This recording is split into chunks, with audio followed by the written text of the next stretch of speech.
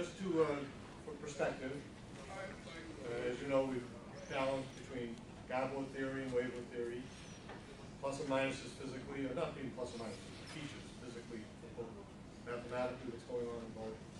But it's sort of this general type of level. And with the MRA, we gave an example of just a characteristic function of 0, 1. And what I said was, which we will prove, that's actually very substantial to prove this, we'll prove how you get the higher wavelet. But that's for a couple of weeks from now. Maybe next week.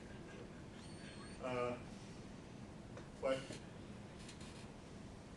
I like the idea of the Shannon wavelet also, which is in some sense the flip side. It's the higher wavelet and the Shannon wavelet are in some sense extreme cases of each other. The higher wavelet began with a function that was a characteristic function of 0, 1 on, say, the time axis. And the wavelet itself turns out to be a step function on the time axis. The Shannon wavelet, which I defined last time in terms of, after talking about the sampling theorem, because that d 2 pi omega rises naturally, that function has, as its Fourier transform, a characteristic function. So in that sense, they are extremes of each other. And I want to sort of note that fact right now. Not the fact that they're extremes of each other, but I want to look at the Shannon business. And you remember when we proved the classical sampling theorem, one of the things I made a big deal of is this interplay between Fourier series and Fourier transforms. And I'm going to continue that now by getting an expansion, which is a wavelet type expansion for the Shannon wavelet. Turns out they're not off on normal bases. I must say, this guy here, the Morley, is not an orthonormal basis. What happened is the following. Morley and a bunch of the early people who worked on it, they were really dealing with frames, which are these generalizations of orthonormal bases. And they didn't really care about whether it was an orthonormal basis or not. In fact, I think they needed the frames just for numerical stability. So the orthonormal basis was a feature of the MRA construction, but even there, nowadays, we do frames. So with the Shannon business, I'm going to begin with sort of a natural calculation. It's going to look terrible, but it's a natural calculation that combines Fourier series and Fourier transforms, just as we did in the proof of the classical sampling theorem. But the one I'm going to do first is not an orthonormal basis. Okay, so with all that talking, let's begin. These erasers, all three of them get together all the time.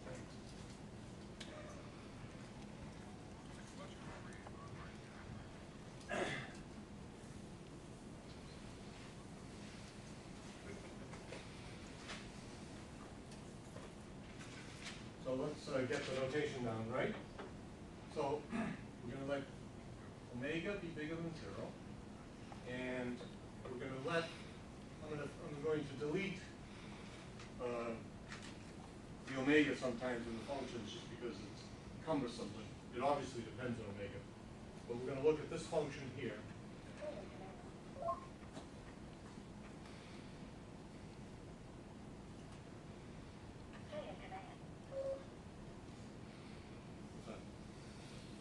Okay,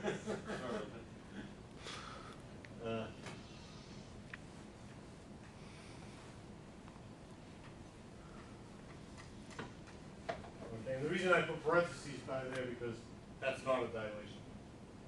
So it's just to indicate dependence.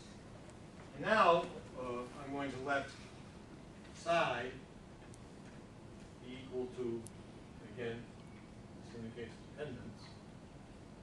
And I'm going to look at this being defined as 1 over square root of 2 omega d 2 pi omega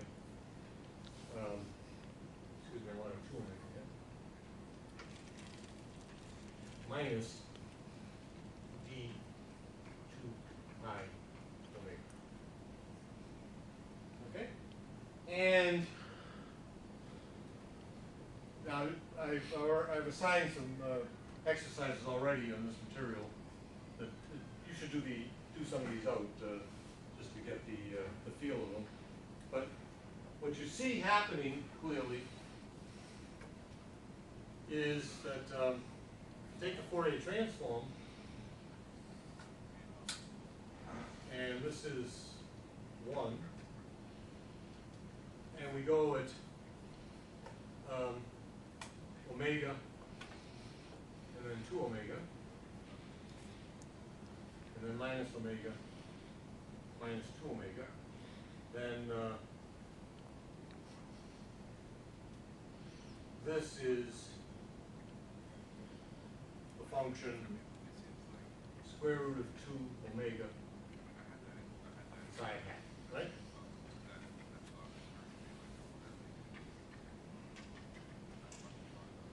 And so the interesting thing is that if we now look at the following function, actually these pictures didn't come up better, and that's a surprise.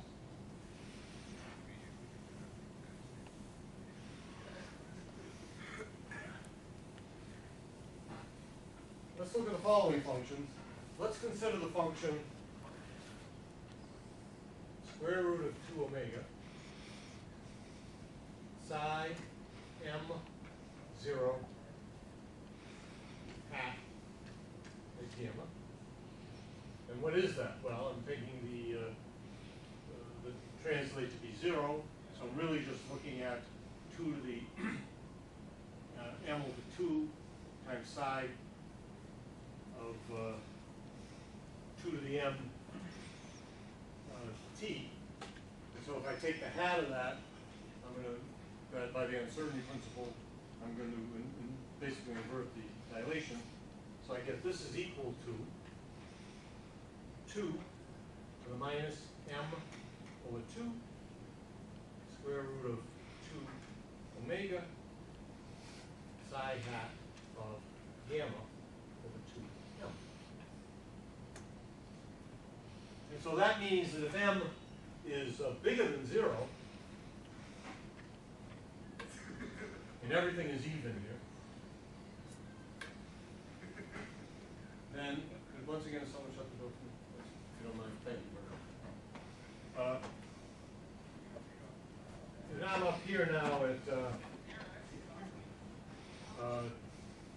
if m is bigger than 0, then I'm on the gamma side, so this will be small. I mean, it's a big m. Let's put the thing there. It's 2 to the minus m over 2. And so let's say this is omega and 2 omega. And so if I'm way up here by 2 to the m omega, well, I'm doubling. It's the doubling process. So basically, I'm doing that. I'm way out here for 2 to the m plus 1 omega. And this function then looks like this.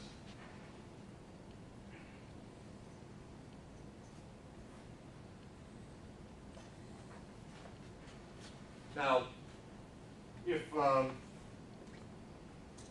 m is small, then we're going to be coming in, so if m is less than 0, then I have the same function here, but when I draw it,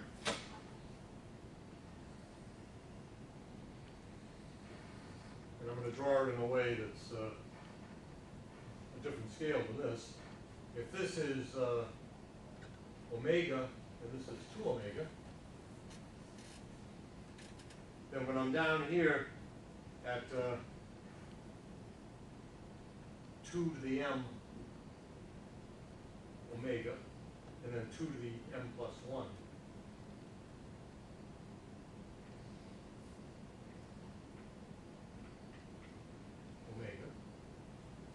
same height. Well, now, with m less than 0, it's going to be way higher. 2 to the minus m over 2. And so there I am. And so what you see happening, obviously, is that when you add up all these things, you're really getting essentially a nice partition of, in terms of which you need unity, basically. Okay, so now what I want to do is state this theorem, which again is cumbersome, but maybe not as cumbersome as this one. But I want to show you the proof. The proof is essentially easy. My chances of stumbling over the details are almost 100% because it's technically cumbersome, but the idea is easy. So let me state it over here.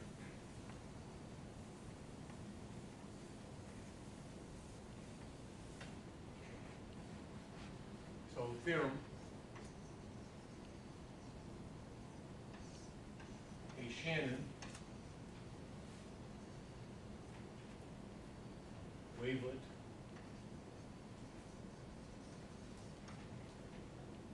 decomposition.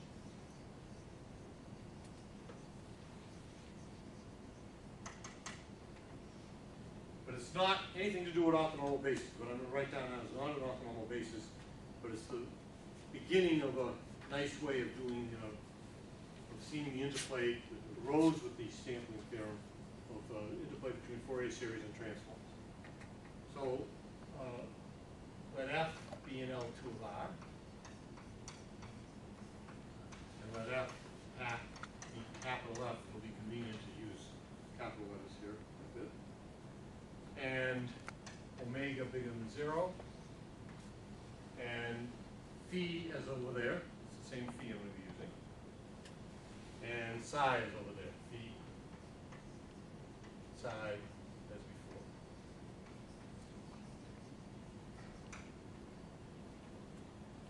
Then what we have is, then F is equal to the square root of 2 omega, F convolved with phi, plus the double sum m equals 0 to infinity, and then all n's d mn psi mn over 4 omega. Pedagogically, I realize this may not be the most brilliant thing to do, but I think sometimes it's good to see some of the details. I'm reminded of the following fact. I spent some time at the Scuola Normale Superiore years ago, and Andre Weil came through. And those of you in mathematics know that he was one of the great mathematicians of the 20th century, very typically in very abstract mathematics. And he gave these lectures that were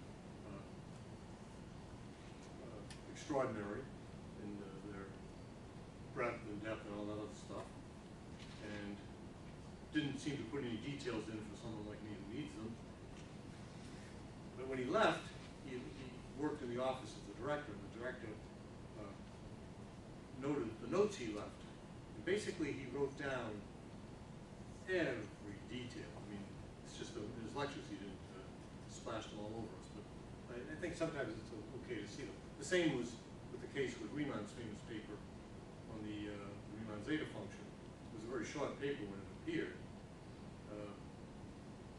but in the 1920s, his notes were found in the subject. It was just tons and tons and tons of paperwork that he had developed, but he only published sort of the key issues. Okay, so having said that, and this is looking at just the non-negative m's. If I expand this, I pick up the other guys, and so this is also equal to the sum over all m's on all ends of d m n psi m n over 4 omega in L2 of R.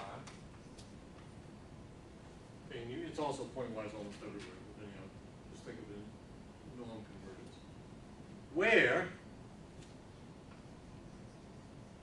we can actually, we wouldn't do it otherwise, we can compute what the constants are, the coefficients are. dmn is equal to, now this gets a little messy, but there you go. 1 over the square root of 2 omega 2 to the m over 2 plus 1. And then the integral minus 2 to the m plus 1 omega up to 2 to the m plus 1 omega. Our function, which is the Fourier transform, and then times, I don't want to put it just because I don't want to crowd it in too much, the characteristic function of minus 2 to the m plus 1 omega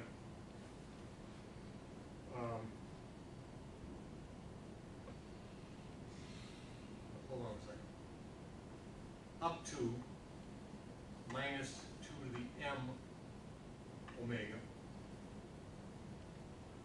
at gamma plus the characteristic function of 2 to the m omega up to 2 to the m plus 1 omega of gamma, and then times e to the 2 pi I n gamma over 2 to the m plus 2 omega d gamma. Okay, now that looks awful, of course, but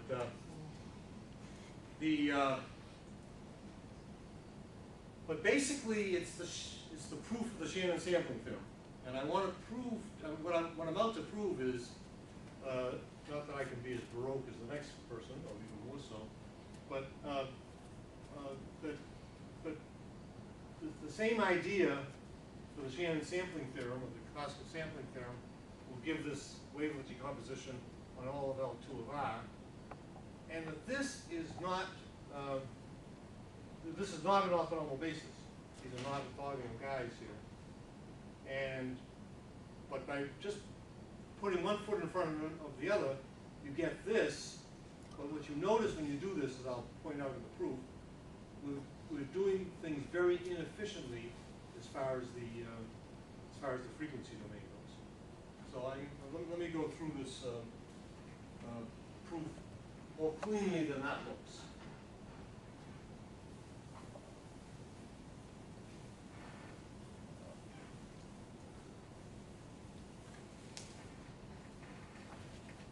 So first of all, proof. Write f in the following way. F of gamma is equal to, well, it's going to be equal to the square root of 2 omega f of gamma phi hat of gamma. Well, phi hat of gamma is just going to be 1 minus omega omega. And so just really looking at this, that's defining f on minus omega omega. Yeah. In the statement of the theorem, you wrote f is equal to something else, 2 lines, right? Yeah, the reason I did was, here I'm just starting at 0, and here I'm looking at all m's. All m's meaning? All the integers. Okay. I wanted to isolate this part, which is really isolating the part where I'm just looking at all as the dilations went down to 0. And that's this part here. Question? PM is still the Fourier transform of small f, right? What's that? PF is still the Fourier It's the transform. Fourier transform of all that. And so this is what it is on minus omega omega, and this vanishes outside of minus omega omega. So the rest of it is just looking at square root of 2 omega times the sum of all the ones that are going to be outside minus omega omega. So m equals 0 to infinity of f of gamma psi hat of gamma over 2m. So that's what we've done there. What we've done is this is the part of the function that's equal to it's on minus omega omega, and this is the rest of it because these guys are just equal to 1 on those big blocks. And I could, of course, write this little part here as square root of 2 omega. Let me write square root of 2 omega times the sum m equals minus omega omega of f of gamma, the psi hat of gamma. Okay, so the idea is simple, which is perhaps why this looks so awful. But let's set Fm of gamma equal to the square root of 2 omega, and then f of gamma psi hat of gamma over 2 to the n. And let's let Fm equal to its inverse Fourier transform. And so now this function here is going to have its convex support is going to be big, except that it's got a huge 0 set in the middle. And that's why I'm going to be using this frequency plane poorly. So therefore, for all m, Fm belongs to the Paleolina space of 2 to the m plus 1 omega. But, although I'm going to write n, the support of Fm is contained in the smallest space, minus 2 to the m plus 1 omega minus 2 to the m omega union 2 to the m omega 2 to the m plus 1 omega. Okay, so the point I'm making is that I'm doing something in a bad way frequency-wise, because we're cutting up the frequency domain, but by saying that Fm is in this Paleolina space, that's of course true. But the bad news is it's true, but it doesn't have to be that bad because I'm leaving out a huge part of the middle here. But by having it in there, I can now use Fourier series.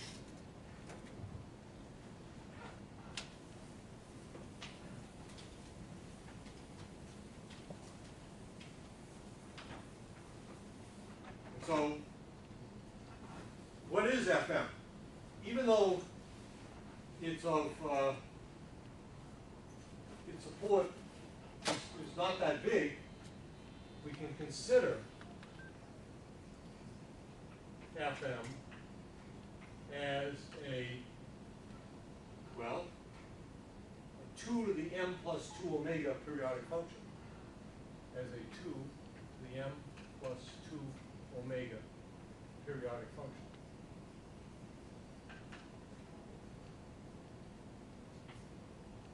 On our hat.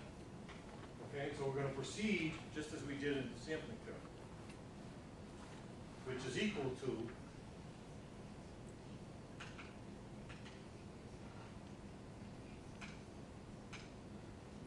the square root of 2 omega f of gamma psi hat of gamma over 2 to the m on that whole space, which means it's equal to 0 in that middle part.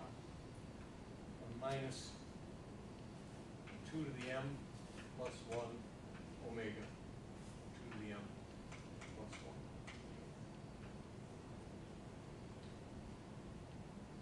And so if I write out the Fourier series of Fm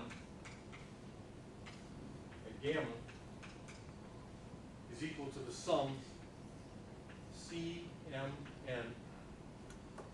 e to the minus 2 n gamma over the length of the interval of the period, which is 2 to the m plus 2 omega. And I'm summing over all n's. And I can compute the CMNs. I guess I won't write it out right now, but CMN is just the Fourier coefficient. So I can write that out. Okay. Now, by the L2 theory, by L2 of R theory, Fm of t is equal to the integral Fm of gamma e to the 2 I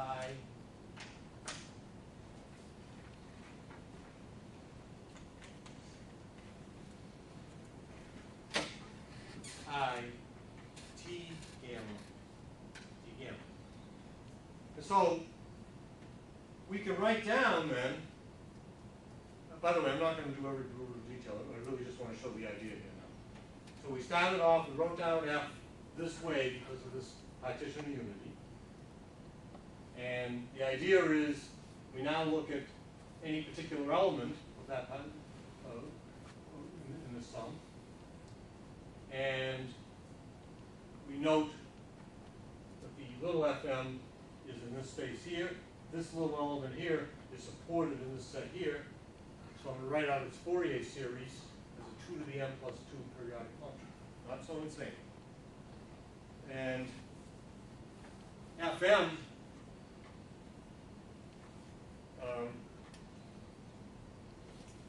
Fm of t is equal to then, if I write it all out, the square root of 2 omega, the sum over n of the c mn's times the integral, okay, because I've got, I'm looking at the function over the whole big line there. The integral minus 2 to the m plus 1 omega to 2 to the m plus 1 omega of psi hat of gamma 2 to the m e to the 2 I and then t minus n. This is something maybe I shouldn't be doing in public, I guess, sorry. 2 to the m plus 2 omega. That's inside there times gamma d gamma. And that converges in L2 of R. Okay. Well, so by this Fourier series trick, we write down Fm this way, but the interplay between Fourier series and Fourier transforms. But what is F itself? F itself is just the sum of those little Fm's. So but F is equal to the sum of all of the Fm's. And if I do that, then, so it's equal to the sum of all the FMs. So now I have, this is over M. So this is equal to the sum over M and N of the C, M, N's. Notice where we are here, we're getting very close. And then times these integrals. Well, this integral here is actually, I mean, this is the band, except for the hole in the middle. So it's an inverse Fourier transform. And when you do the math, so times the integral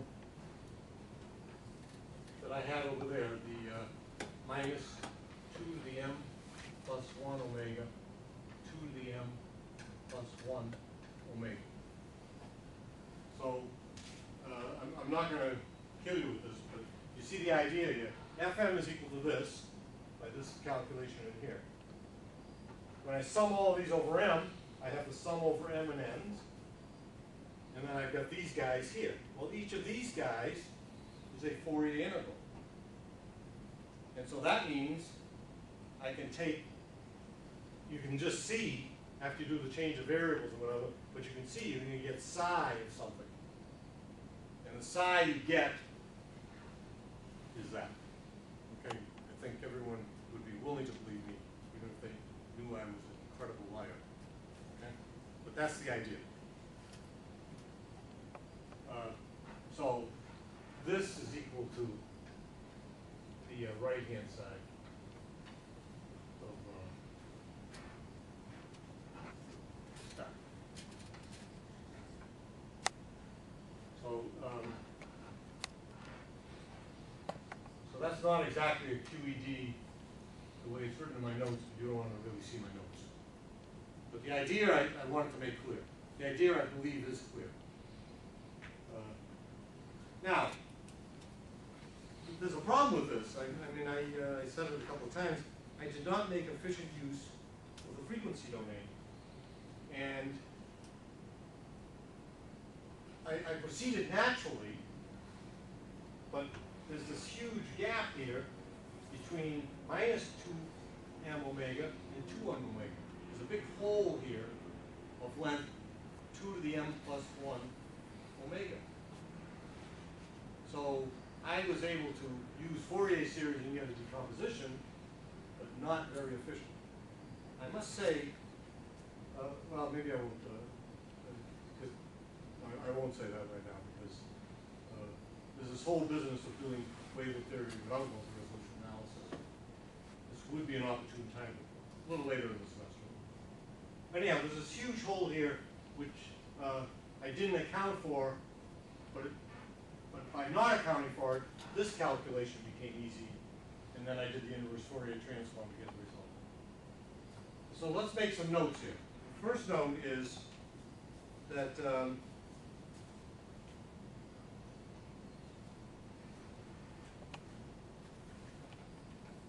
note, and this is an exercise, that these guys here, psi m n over 4 omega,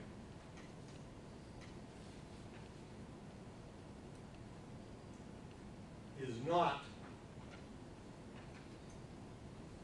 orthogonal in L2 of R, even though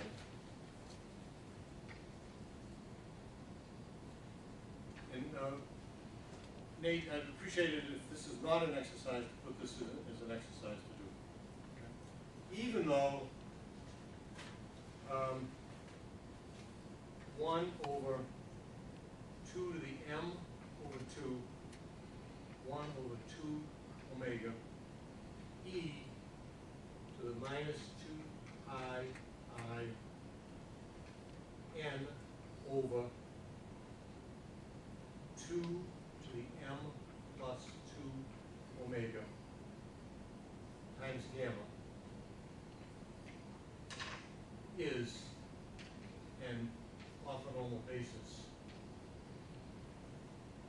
for L2 of the torus length 2 to the m plus 2 omega. So these guys here, which were very natural for me to use in light of how the Shannon functions behave, it's not orthogonal.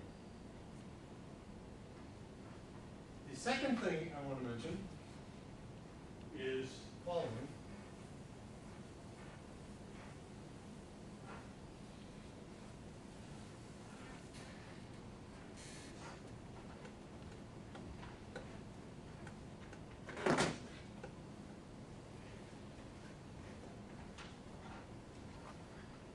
And this is again a calculation that should get exercise. You should get your hands a little dirty. Is that this sequence here, psi mn over 2 omega, is an orthonormal sequence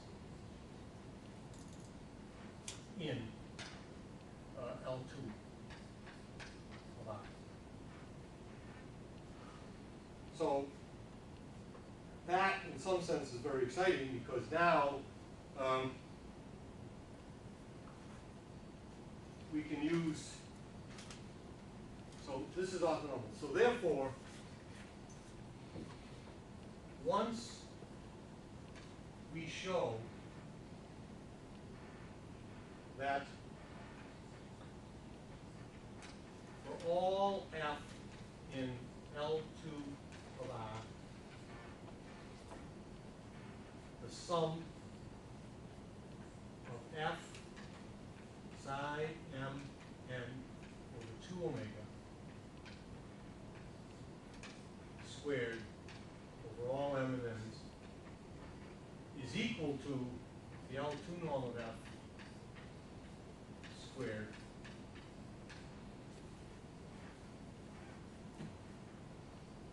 so once we show that, then we shall have proved that psi m n over 2 omega is an orthonormal basis for L2 of R. Okay, so I really not trying to pull anything over you, but I've done two things that are a little bit in the extreme here.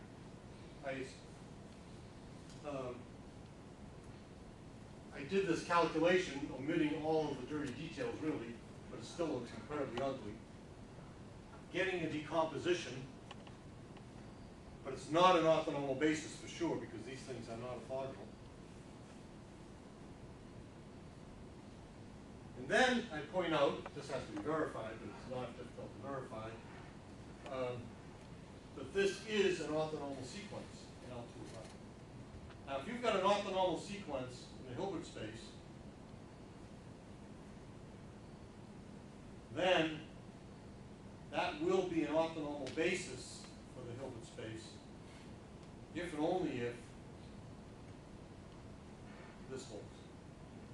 So that's something you've all seen in elementary functional analysis. If you haven't had elementary functional analysis, that problem session we're going to have is also going to be doing some of those elementary functional analysis theorems. And so that result is just sort of a standard result in Hilbert space theory, and that will be done that day. Okay? So using just a little bit of cleaner mathematics, and this calculation is not difficult, we get that when we change the 4 to a 2 here, and you should mess around to see that that's relevant, that you get an orthonormal basis for L2. Now, I'm looking at my watch, and I guess I want to save this calculation until the next time. But before closing, though, let me just say that this is an example of a frame that's not a basis. So let me tell you what a frame is, and then tell you what this really says, and then we'll stop. So, Can I ask a question? sure. Was this a frame constructed in order to solve a particular problem? The way I did this here? The Shannon's, this specific basis or frame? Oh, the reason I did this is just me being, doing a terrible calculation to make a point. Was there a particular application for the Shannon Wavelet? Yeah. Oh, I see, for the Shannon Wavelet in general. Yeah. Yes, that's a good, very good question.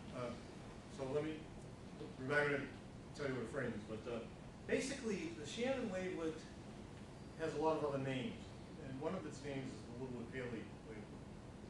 And it's very natural, and there's this huge theory that was due to Littlewood and Paley.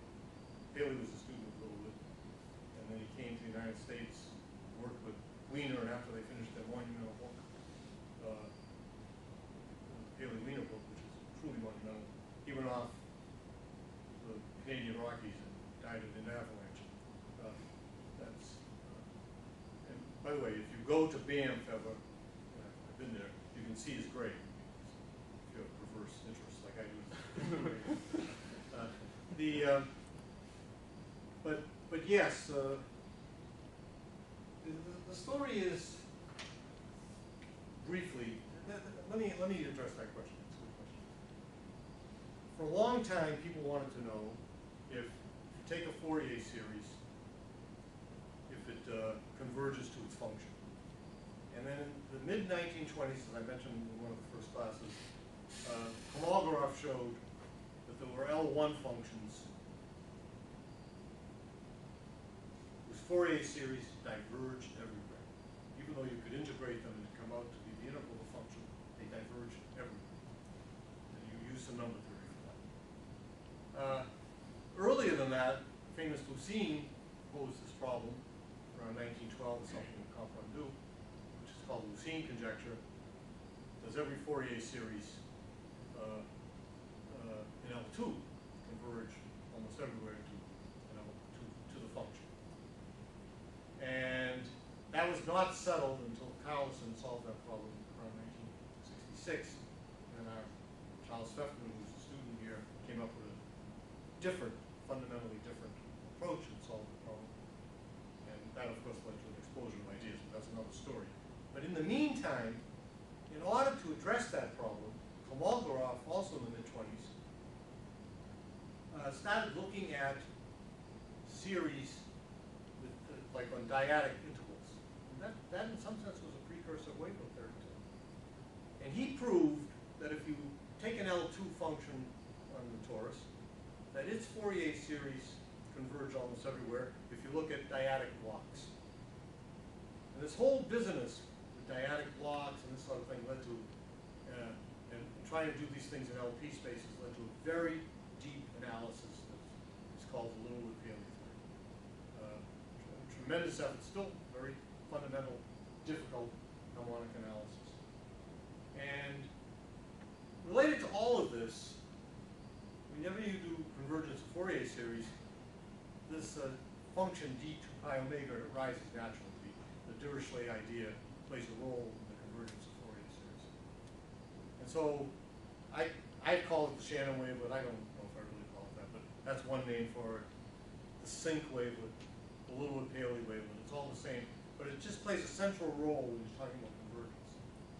So that's the reason. Is that what you asked, Wallace? Yeah, I think. Okay.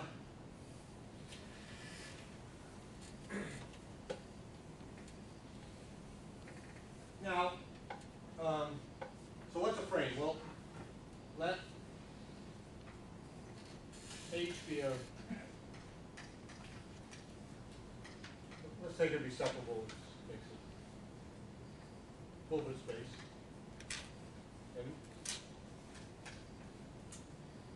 And for example, L2 of R or L2 of the torus is a Hilbert space. Then En, sequence contained in H, is a frame for H, if there exist constants A and B such that for every x in H, A times the norm of x squared is less than or equal to x en squared, those inner products, less than or equal to b x squared. When I first saw this definition, I thought that's sort of a cheap definition, because it looks a little bit like partial identity, but what good could it do you? But it's unbelievably faithful. It's really, there's so many uses, both mathematically and in applications. In applications, it's used all the time whenever you need numerical stability, or sometimes you have to have over completeness in noisy environments and to reduce noise. But in pure mathematics, it's a very beautiful theory too. That's a frame. One of the immediate consequences of the frame is the following theorem. If En is a frame for H, then for every x in H, x is equal to the sum of x s inverse En, where s of x is equal to the sum x En. Okay. Now, what this says is amazing. It says that we have a way of doing decompositions where we're not necessarily dealing with bases anymore. These are not necessarily bases, and they're over complete. They're typically over complete systems. That's one of the reasons they're so useful in a host of applications, like a lot of quantization methods and erasure problems in the internet, and lots of other things. How do you define this? Say that again? How do you define this? Well, I left out a lot here. Basically, if you have a frame, then this function, which defines S, is a topological isomorphism from H onto itself. So therefore, S inverse exists. Now, in applications, if you're in a genuine Hilbert space, this is a difficult computation. If you're in a finite Hilbert space, or if you're in a so-called tight frame situation, things are a lot more elementary. But what I failed to mention here is that if you have a frame, then this S defines a topological isomorphism from the Hilbert space onto itself. Okay? And therefore you can have you have that solution. Now, one of the things about frames is frames are not bases. This always, I mean, I've been doing frames for a long time, but I didn't quite, I still haven't reconciled myself to this fact that, let me define the term first.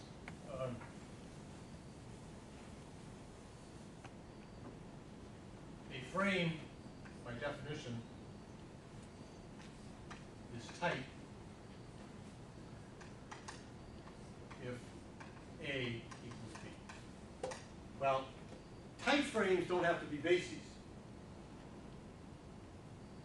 On the other hand, anything that the computational advantages of frames are really substantially realized for the tight situation. So it's possible to have a frame that's a Reese basis that's really not good computationally, whereas you can have a tight frame which is not a basis, which is good computationally. I don't want to get into the theory of frames right now, but what I just said is true. I'm not lying to you. So, in this case here, this theorem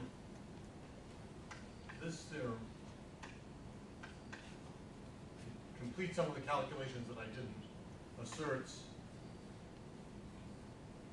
that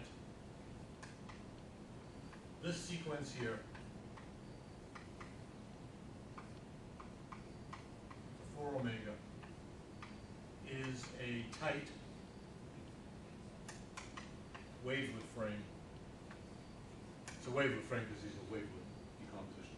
Wavelet frame